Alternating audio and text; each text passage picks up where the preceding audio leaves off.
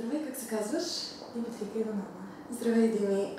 Първо исках да те поздравя за успешното ти представяне на изпита TOEFL. Знам, че вече си приета в няколко елитни университета в Англия. Да. Разкажи ни малко повече за това. В кои университет си приета? Какво искаш да учиш? Значи, аз кандидатствам в 5 университета и ме приеха в 4, като почти всички са ми в топ 10 за инженерна специалност, тъй като аз искам да уча инженерство.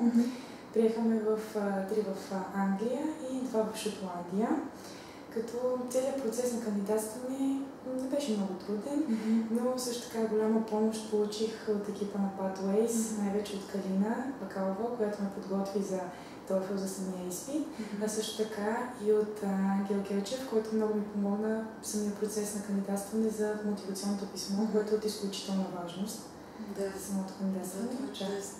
Разкажи ни малко повече за самия курс. Какви методи на обучение бяха приложени, които ти хареса? Какво най-много ти хареса в курса? Значи, самия курс беше много значим, много важен и най-вече се отличаваше с това, че беше много различен от всички останали. Беше много нестандартен и най-вече в това, че Калина се опитваше да не е само учител, но също така да бъде много добър приятел.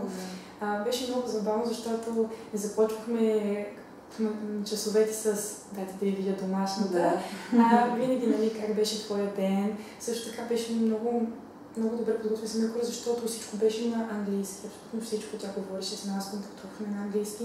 Докато другите курсове, нали, дават и домашната, думички на английски, но в принцип самия курс е на български. Тук това беше хубавото, че абсолютно всичко на английски.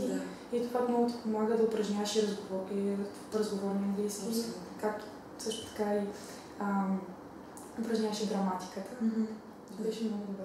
Това е чудесно. Дими, пак те поздравявам за този сериозен успех и пожелавам много успех за бъдеще. Благодаря.